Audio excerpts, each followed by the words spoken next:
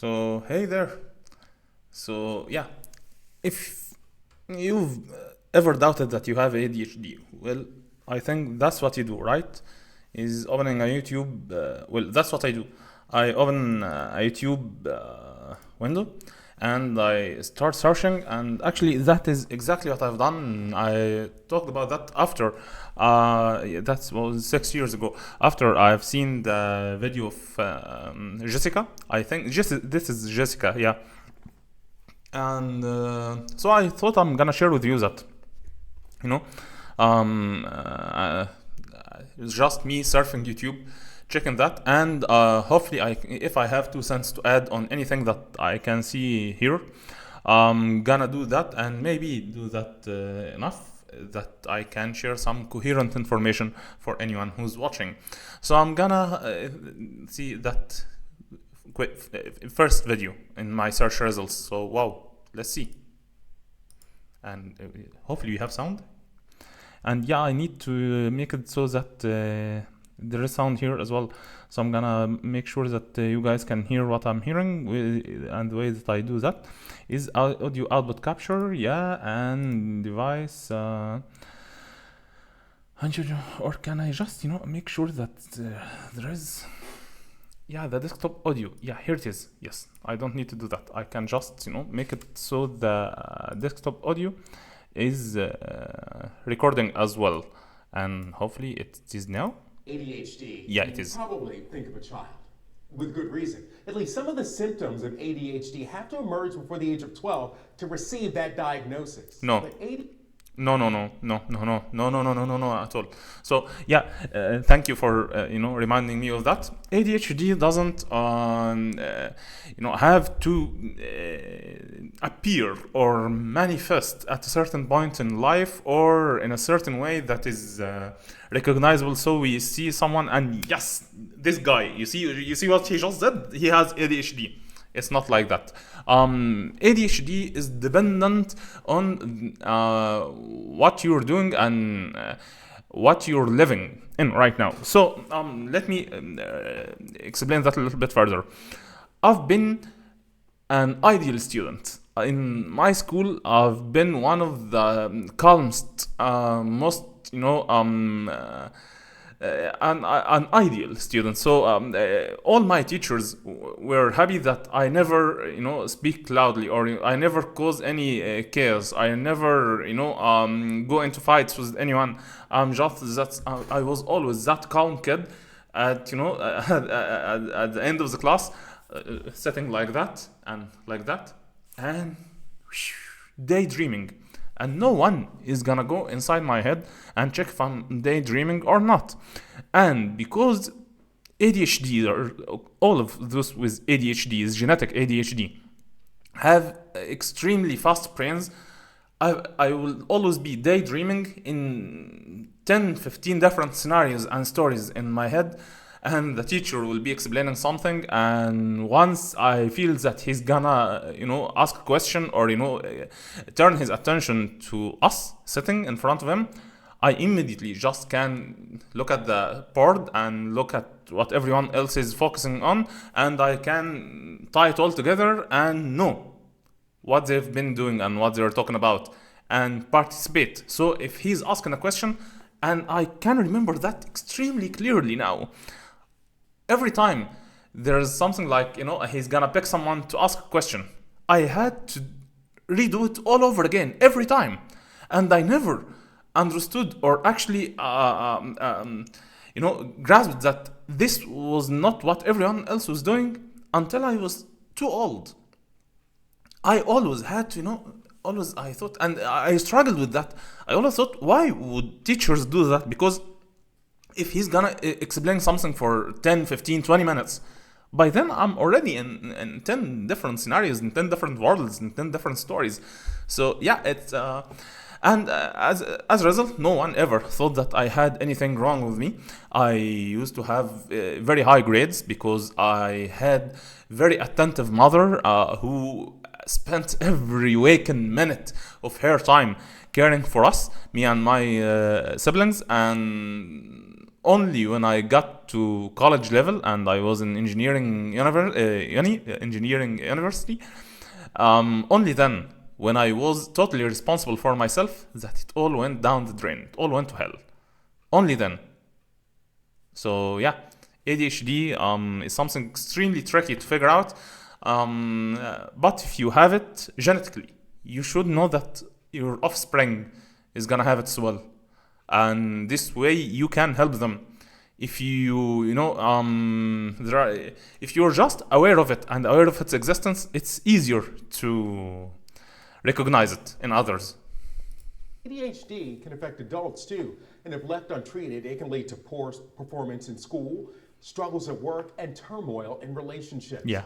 I talked to a newly diagnosed Metro Detroit mom who says it's never too late to find out if you have ADHD. Yes. And get treatment. Yes. I'm finding ways to be there for my children versus my brain thinking about all of the next things to do. Oakland County mother of two and elementary school teacher Jessica Stewart has ADHD. She was diagnosed just this summer. I'm 35 years old, and it was something that has been completely life-changing. How did having ADHD impact your life? There is something here that I'd like to, just point out. She is a model for the reasons that they picked her. All right, think about that. This is the first video that showed in front of me, and if you're doing the same, and if you have any suspicion that you might have ADHD or not, so you might have opened YouTube, and this was the first video that came on top of your search. And once you open it and you see someone like her, you immediately think that ADHD is a first world problem. That it only affects those who are extremely privileged, that they have no other problems in their life. That's what she represents. And there is a reason they picked her, a soccer mom who is wearing pink and wearing, yellow hair bands and stuff like that.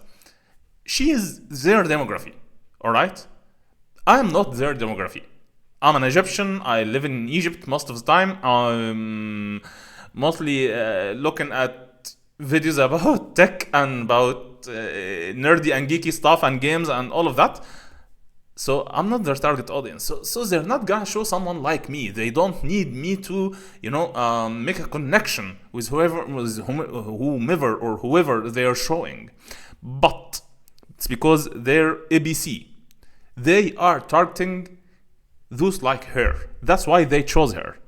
That doesn't mean that this person, you can only feel or know or find out about ADHD existence if you're like her. No. So I just had to point that out. Before you got treatment.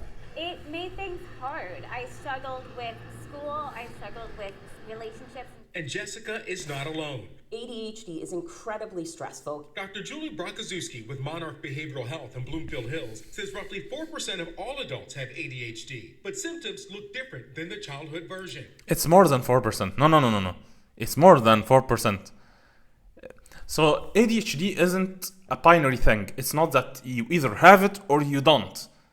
And many of those with ADHD are living certain lives that they never feel it's something that's, causing them any problems. So if you are living in the wild, for example, even in a first world country, but you're living in the wild, you're living in the nature, you're doing things with your hands all the time, you're not sitting on desks, most likely you will never feel that you have anything wrong with you.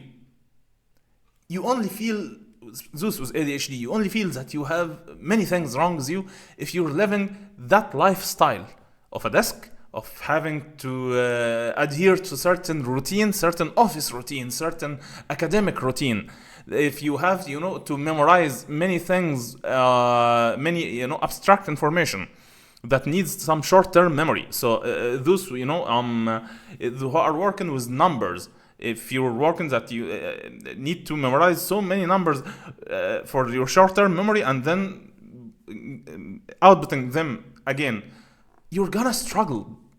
But if you're living, because those with ADHD, it's a privilege for us to be in the wild, to be in nature, because we can focus on everything at the same time. We can actually see that branch on the tree moving. We can hear we have extremely high sensitivity, especially in our hearing and everything else, because anything out of the ordinary is extremely apparent for us. Is extremely we have high contrast for anything that is out of the ordinary, out of the norm. So once this happens, we pinpoint on it, we focus on it, and we can immediately recognize it. Now, if you're living in the wild with a brain like that, imagine. I've lived in the desert for a year. It was amazing. But I love doing things with my hands all the time. Whenever I'm doing a manual task, it's me and many of those with ADHD that I know on a personal level. But anyone who's in office with that type of neurodivergence, so it's not 4% of the population. It's much, much more, actually, but it's because we are living in that lifestyle globally right now. You don't see on YouTube maybe you watch only those guys, but you don't see on YouTube or online or anywhere around you everywhere people who are doing things with their hands. No. You most likely live in a society with high regard for academia and high regard for office jobs and desk jobs and all of that. So yeah, only then you might think that it's 4%. It's not 4%. While hyperactive kids may seem to bounce off the walls. As an adult, That's sorry, I'm talking more than the video is playing. ADHD is not always accompanied by the H in it. It can also be just ADD, attention deficit disorder. It's not a must that it has an H in it. It's not a must that it has hyperactivity in it. No. I wasn't a hyperactive kid. As I said, I was very calm kid, but I had a hyperactive mind. All right. So many of those around you might, because the hyperactivity in me came out much later in life. I started playing many sports. I started playing many martial arts sports and stuff like that. And my hyperactivity came out like that. But as a kid, I actually was a fat, chubby, calm kid that was just sitting like that and daydreaming all the time. So it's attention deficit disorder first, and hyperactivity may or may not come.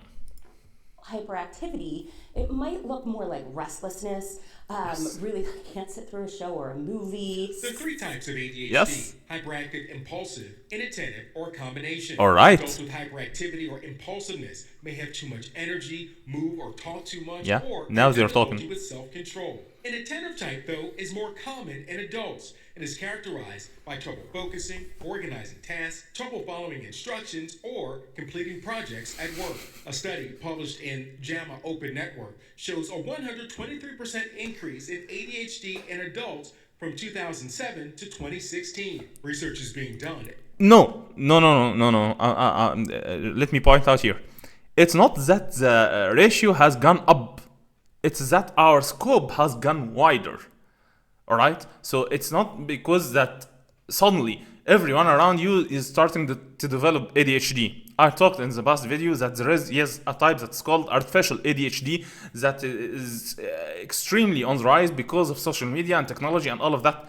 But it doesn't show as genetic ADHD, and that doesn't mean that because of technology or in the past 10 years specifically, ADHD has gone up. No.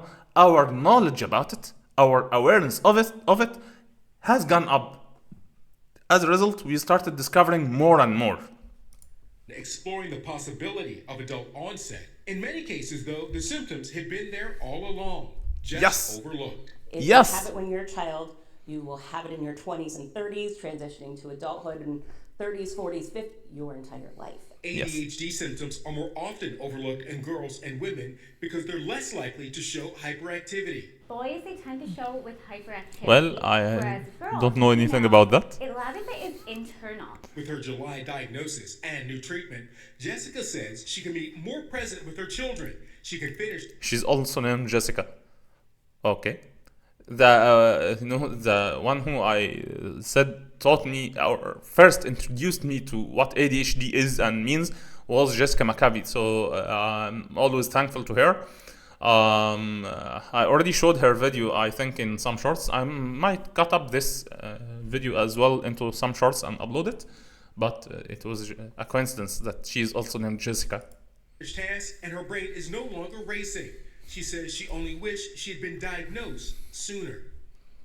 Yes, But now we all are. Jessica is thriving thanks to receiving a proper diagnosis, which requires professional testing and ruling out other disorders. Many of the Yes. symptoms of ADHD can be present in other Yes. Wow,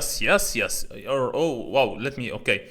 Overactive thyroid, I don't know about that. I never had that, so I can't talk about it. But yeah, I've been in some situations where I had some PTSD, but okay, I went into the military and all of that, but that wasn't my big thing. I actually went into therapy, and the reasons that I started looking into therapy was because of anxiety. Depression came later, actually, but my journey with therapy started with that. The thing that my tipping point, the point in my life, I was 28, 29 by then, and I just felt that I couldn't handle life any longer as it was. I was anxious of everything. I just couldn't, enjoy anything because I was worried all the time, anxious, feeling that something is wrong, something is gonna go wrong. So, and I don't know why suddenly I've lived through so many difficulties in my life, but suddenly by 28, 29, I felt that I couldn't handle it any longer. So that's why I started looking into therapy, and once I started doing that, I found the video of Jessica about failing at normal and ADHD and all of that. So actually, when I started trying to get help and therapy, it wasn't because of ADHD. It was because of anxiety. 2 years or 3 years actually into my journey dealing with anxiety and ADHD and all of that, but due to other things in my life, I went into depression. That was 3 years ago or something. But that because my businesses and everything else around the world and stuff like what's happening right now around the world, especially in the Middle East, and as a Muslim, that affects me on so many levels, and my inability to do anything and my inability to affect anything, all of that got me into depression, and it took me a year or something to work through it and be able to understand that there is a very huge difference between what I can do right now and what I can aspire to do. And actually, this whole YouTube journey and YouTube thingy and trying to increase my impact even by just one more set of ears who can hear what I can say about especially things that are happening in Middle East and all of that, well, that's me trying, because the way that my way to get out of depression, I tried medication for depression, I tried medication for anxiety. Both actually affected me negatively. I don't take any medication right now, even for ADHD. I only use saffron and ginseng, mainly saffron, and I talked about that in many posts. I'm gonna talk about saffron more, actually, to watch some videos about it and share how I use it and consume it. So I've tried medication for depression and anxiety, and that didn't actually give me what I want, because I like to have high energy levels. I like to do many things in life all the time. I have a sandbag here. I go to the gym daily. I practice martial arts, and most of the medications for depression and anxiety actually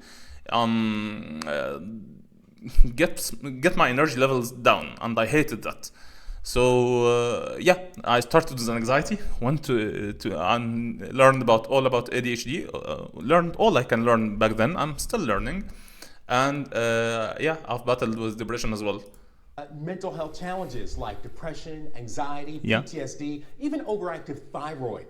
Treatment often involves stimulant medications, but they're not Tried them both. options too. And psychotherapy is also an important component in helping the newly diagnosed.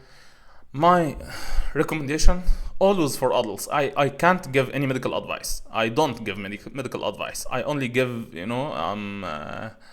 my experience. I can only share my experience. My experience is I've gone through all of that and reached that CBT, actually cognitive behavioral therapy, for adults is much more effective if you can not depend on the meds. Because most of the time, if I was back in college, if I had to, I had just to sit through 3 or 4 nights of studying just to pass a certain exam. Yeah, I might need meds, but thanks God that this is not my life right now. Thanks God. Diagnose, develop adaptive strategies and behavioral changes to minimize the symptoms and maximize function. But that diagnosis for Jessica, she says, has been life-changing. I'm sure Yeah. that would change your life, and it's so important to your everyday, just day-to-day things. Without a doubt. She says she can be more present for her children. Her mind's not racing. She says it's offered benefits both at work and at home. I love that for her, and hopefully other people can get the treatment they need too. So Keenan, thank you for that story. You're quite welcome. Well, that was, a good introductory video. You see it should spark some questions in you, so you can get and try and know more. Hopefully that can be helpful to anyone who's watching it. And again, if you like it, please let me know in a comment or something, and I'm gonna try and make more of those videos and share more of my experience. Thank you guys. Thank you for watching.